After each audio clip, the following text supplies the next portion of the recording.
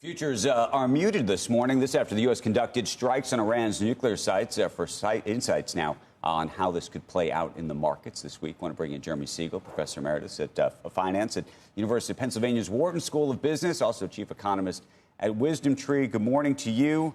I think there were a lot of people worried over the weekend about how the markets might react this morning. They seem to be reacting actually quite well. I know that you've been a little bit negative, and you are normally quite positive. So I'm curious sort of how you're reacting right now. Well, certainly you're right. If you went to bed Friday and then you woke up this morning and looked at the markets, you would absolutely say, well, nothing happened over the weekend. It really was quite remarkable. I think it's a balance of things. I mean, first of all, we don't know how much damage was done. But at least we didn't crash in the desert the way we did 45 years ago when we tried an operation in Iran. I mean, it was successful that way. Israel's taking out, Iran's offensive capabilities was, quite impressive. I think everyone's saying, what is the next step? First of all, we're looking at the Gulf of Hormuz. If you look at Polymarket, and I just did that, they give a 23% probability that Iran will try to close the Gulf, but that is by July, so that's only 7 or 8 days away. They say there's still a low probability. But I think the question is, what is Israel satisfied with? Is this what their final goal is, or is there more? And what are they going to do about it? Should we push our attention towards neutralizing the Houthis and bringing back shipping to the Red Sea and ensuring the shipping, of course, in Hormuz? I mean, and those are questions that I have going forward. But I think that sort of, we did a successful run. Listen. Whatever damage was done, I think most people agree they are farther away from producing a bomb than they were on Friday. And that's positive for the markets and, positive basically for eventual settlement in the Middle East. So that's sort of offsetting the fear, well, what will Iran and its proxies do? And, I don't know when we're going to get an answer on that. Maybe conversation will turn back to the Fed and the tariffs, which certainly dominated the news before the Israeli strikes. Right. I think the question that folks in the equity market are trying to grapple with is sort of either this is a massive success, in which case you would think that this has actually put us in a much better place and therefore maybe longer term there's more security, or this puts you. And I don't know where Jamie Dimon's thinking about this morning, but he's talked about the risks in the system for a very long time.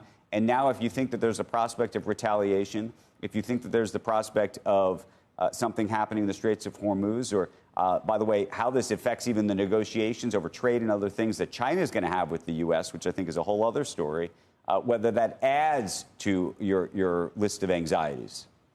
Yeah, but I think you said, both things have been enhanced. The probability, hey, this is a success to neutralize Iran. That's positive against the risks of retaliation, which is negative. Well, so why you're seeing the market really flat is the positive and the potential negatives have sort of both gone up at the same time, and the middle has shrunk on that. I mean, a show of force such as Israel did and the U.S., also might give China some pause on what its potential intentions are for Taiwan. That's a longer run issue that we know is on the table. Just a show of successful military action is considered a show of force and positive for the U.S. That's a positive action, too. So I think that you have this balance of these positives plus the fear of what Iran is going to be, balance each other off right now. Does that mean sit on your hands, I mean, usually there's the reason why the market is flat is because there's some people on one side taking a very strong bet that things are going higher, and some folks who are saying, I'm not playing along.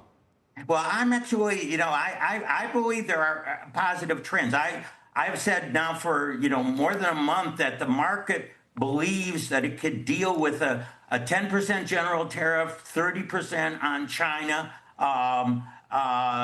If it doesn't get worse, I mean, no going back to Liberation Day rates. They think they can negotiate it. And, I'm not surprised at the positive trend. In fact, I would not at all be surprised to see in the next couple of weeks, again, assuming no big action by Iran, which, by the way, would bring about a big reaction from the U.S. And really, debilitate Iran. Saying that if that does not happen, that new all-time highs in the S&P are certainly attainable over the next several weeks. And would you just be, I mean, to the extent that you're long this equity market, are you broadly long the market, or is there something specific you'd be thinking about? Well, it's my thesis that AI is going to be one of the forces that is going to offset, or firms are going to use to try to offset the higher prices that the tariffs are imposing on them. They're going to try to increase efficiency by saying, hey, what can I use in AI? Because many experts say they are underutilizing AI, but now they're going to have to with the tariffs. So, but that doesn't necessarily mean pile into the AI suppliers. Maybe it's time to pile into the potential users who have an ability to actually increase efficiency of their operations through artificial intelligence more than they have. So, I'm not saying the Mag 7, it's a time to give up, but there are, everything from financials down to, non-tech firms saying, all right, now is the time. I need to save costs. Tariffs are here now. And, the best way to do it is try to see what kind of efficiencies I can do by using AI. And that could increase margins offsetting the pinch that we have from tariffs.